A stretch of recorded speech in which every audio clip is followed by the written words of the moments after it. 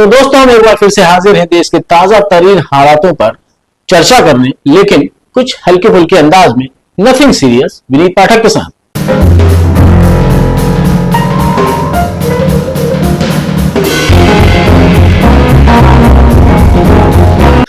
तो भाई साहब, सबसे पहले आपको मैं बताना चाहता हूं कि मैं मोदी जी के साथ हूं, हर हाल में साथ हूं, हर स्थिति में साथ हूं। चल झूठा। अब देखिए ना, ईरान अमेरिका युद्ध के चलते पूरी दुनिया में जहां आर्थिक संकट गहराया हुआ है, वहीं भारत भी इससे अछूता नहीं है। और जब ऐसी स्थिति में हमारे महामानव ने देश की जनता से कुछ अपील क्या की, देश में मानो आग ही लग गई। जो देशभक्त नहीं है वो एक साथ खड़े हुए और महामानव की आलोचना करने लगे। इस मुद्दे पर और चर्चा करें, लेकिन उसके पहले हम आपको बताते हैं कि आखिर महामानव ने देश की जनता को इस बार क्या क्या करने को कहा है। उड़ेगा लेकिन देश हित में हमको ये तय करना पड़ेगा कि साल भर तक घर में कोई भी फंक्शन हो, कोई भी कार्यक्रम हो, हम सोने के गहने नहीं खरीदेंगे। बिल्कुल सही बात है। आखिर सोने का होता ही क्या है, बताओ वाला। घर में पढ़ाई तो रहता है, और देश के लोग तो ऐसे उछल रहे हैं जैसे साहब की अपील से पहले हर रोज कई कई किलो सोना खरीद कर ला रहे हैं। और जब देश की सरकार ने महंगाई बढ़ाकर जनता को पहले ही फटेहाल कर दिया है, तो सोना आखिर खरीदोगे कैसे? अपनी किडनी बेचकर?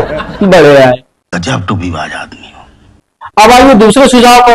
तो साहब ने सिर्फ इतना ही कहा कि पेट्रोल डीजल का उपयोग कम कीजिए, कम पेट्रोल भरवाइए। साथियों, हमें पेट्रोल डीजल का उपयोग कम करना होगा।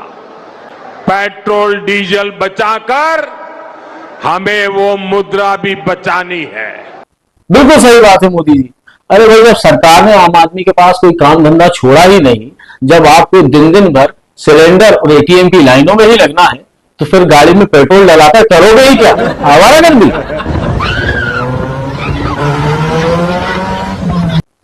असल जरूरत हमारे साहब को है, क्योंकि उन्हें देश हित में बड़े बड़े लंबे लंबे रोड शो जो करने होते हैं। लेकिन अब तुम मूर्ख जनता को कौन समझाए कि इन बड़े और लंबे लंबे रोड शो से ही देश तेजी से तरक्की करता है। कोई सेंस है इस बात की? तीसरी महत्वपूर्ण अपील जो मोदी जी ने की वो ये कि अगले 1 साल तक देश हित में विदेश यात्रा ना करें। हमें तय करना होगा कि जब ये संकट का काल है और हमारी देशभक्ति हमें ललकार रही है, तो कम से कम 1 साल के लिए हमें विदेशों में जाने की बातों को टालना चाहिए। विदेशों में छुट्टी ना मनाए तो आखिर इसमें गलत क्या है? अरे साले, जब तुम्हारे पास खाने पहनने तक को पैसे नहीं, तो आखिर विदेश यात्रा करोगे भी कैसे?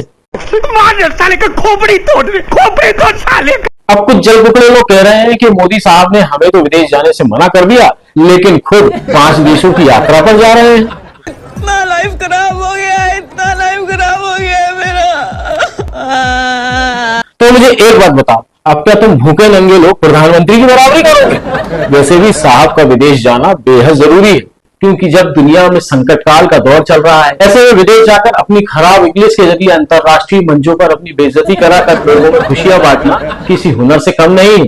मोदी के असभ्य तरीके से गले लगने पर अब विदेशी अखबारों में भी छपने लगा है। ब्रिटेन के अखबार डेली मेल ने तो मोदी की इन हरकतों को क्रिंज तक कह दिया। खुद मेरी आज तक ये समझ नहीं आया कि नरेंद्र मोदी फॉरेन लीडर से जाकर गले से क्यों लटक जाते हैं, खासकर सामने वाला जब कंफर्टेबल ना हो। प्रोफेशनल जगहों पर टच करना इल मैनर माना जाता है, लेकिन मोदी बिना सामने वाले को देखे उसके हाथों को जबरन अपने हाथों में ले लेते हैं। और अगर साहब विदेश नहीं गए तो कहीं ये हुनर भारत की धरती पर ही खत्म ना हो जाए।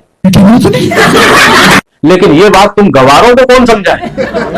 साहब ने एक और बड़ा महत्वपूर्ण सुझाव दिया है कि खाने के तेल का उपयोग कम से कम करें। अगर हम तेल खाना कम करें ना, तो भी वो देशभक्ति का बहुत बड़ा काम है। वाह मोदी जी वाह, ये बात भी बिल्कुल ठीक है। अपने कुल की मर्यादा, देश की मर्यादा का हनन करने वाले द्रोही, धिक्कार है तुम पर। अरे भाई, जब तुम्हारे पास खाने को दाना नहीं तो तेल का आखिर करोगे ही क्या? वैसे भी गोबर तो विदाउट ऑयल ही अच्छा लगता है, और अगर फिर भी तुम्हारा दिल ना माने तो थोड़ा सा गोमूत्र मिलाकर सफाई कर लो। ये सब क्या देखना पड़ रहा है? अच्छा है मैं अंधा हूँ।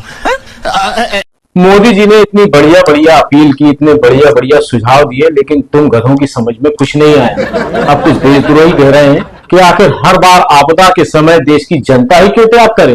तो भैया एक बात बताओ, क्या देश के प्रधानमंत्री तुम भूखे नंगों के लिए त्याग करेंगे? वैसे भी सरकार तो जनता चुनती है ना, तो कसूर भी इस जनता का ही है, इसीलिए सजा भी इस जनता को ही भुगतना होगी। अच्छे दिन आने वाले हैं। अच्छे दिन? हाँ, मोदी जी को जिताएंगे, भाजपा को बहुमत दिलाएंगे। हाँ, तभी तो अच्छे दिन आएंगे। आखिर हमारे प्रधानमंत्री जी भी हैं तो इंसान ही ना। अब अकेले वो क्या क्या करें? चुनाव प्रचार करें, बड़ी बड़ी सभाएं करें, बड़े बड़े रोड शो करें, मंदिर मंदिर जाएं, विश्व भ्रमण करें, झालमुड़ी खाएं, हावड़ा ब्रिज देखें, चाय बागों में रील बनाएं, या फिर तुम जैसे निकम्मों के लिए आपदा प्रबंधन करें। मुझे क्रेडिट नहीं चाहिए। अरे मूर्खों, तुम जानते हो साहब ने 18 घंटे काम करके बड़ी मुश्किल से $1 को 95 रुपए के बराबर किया है। First of all, I would look at it as not rupee sliding, I will look at it as dollar strengthening. इस छोटे बच्चे को क्यों परेशान करते हो भाई? मतलब मैं समझाता हूं, अगर आप किसी अंग्रेज को $1 देंगे तो बदले में उसे आपको पूरे 95 रुपए देना पड़ेंगे। तो बोलो, हुआ ना तुम्हारा फायदा? चूतिया बनाया तुमको।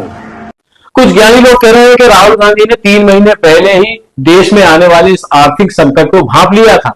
अभी आपके पास थोड़ा सा टाइम है, तो सरकार को, प्रधानमंत्री को एकदम प्रिपरेशन शुरू कर देनी चाहिए, क्योंकि तो प्रिपरेशन नहीं की तो फिर करोड़ों लोगों का जबरदस्त नुकसान होगा। अब सवाल ये उठता है कि जब राहुल गांधी ने भांप लिया था, उनके पास इतना ज्ञान था, तो आखिर उन्होंने कुछ किया क्यों नहीं? क्यों जनता को इस संकट के बीच छोड़ दिया? आखिर क्यों वो सिर्फ इसको लेकर मीडिया में बयान देते रहे? माना हमारी वित्त मंत्री जी गणित में कमजोर है, इकोनॉमिक्स का ईवी में नहीं आता, लेकिन आप तो पढ़े लिखे हैं ना, विदेश में पढ़ाई करके आए हैं, लेकिन आप भी सिर्फ सरकार पर आरोप ही लगाते रहे। अरे मैं तो कहता हूं राहुल गांधी की टोक की वजह से ही देश पर यह आर्थिक संकट आया है, क्योंकि बंगाल चुनाव तक तो देश में सब चंगा ही था। हमको सिखा दिया। कुछ बुद्धिमान लोग ये भी कह रहे हैं कि मोदी जी ने सोना न खरीदने की अपील कर कर सोने के व्यापारियों के सामने रोजगार का एक बड़ा संकट खड़ा कर दिया है, लेकिन ऐसा नहीं है, क्योंकि ये तो सभी जानते हैं कि कारोबारी वर्ग, खासतौर पर सोने चांदी का कारोबार करने वाले ज्वेलर्स बीजेपी के हार्डकोर वोटर, और मोदी जी ने पहले ही इनके बारे में भी सब कुछ सोच के रखा है।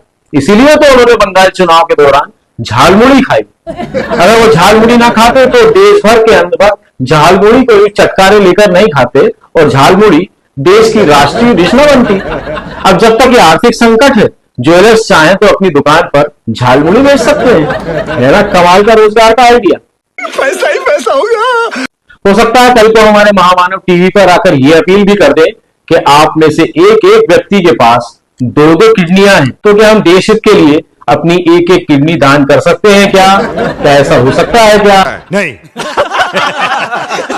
तो देश की जनता को इसके लिए तैयार रहना चाहिए, क्योंकि देश हित से बड़ा कुछ नहीं, और साहब के मित्रों के हित से बड़ा देश हित भी नहीं। बात तो सही है।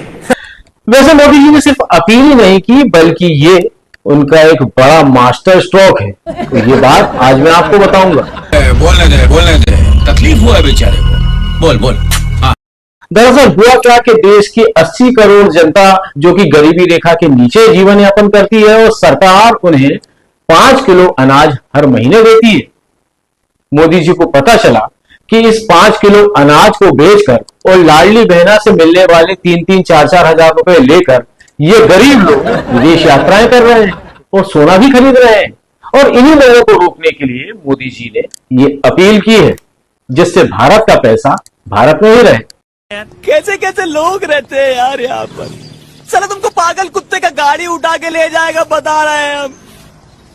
लेकिन ऐसा भी नहीं कि हमारी सरकार देश की जनता को इस आर्थिक संकट से बचाने के लिए कुछ नहीं कर रही। साथ के साथ अनपढ़ वित्त मंत्री, डरे हुए रक्षा मंत्री, घबराए गृह मंत्री, बीमार स्वास्थ्य मंत्री, घर बैठे विदेश मंत्री और लापता पेट्रोलियम मंत्री के साथ साथ पूरे देश के घोटालेबाज मुख्यमंत्रियों की पूरी टीम लगातार प्रयास कर रही है।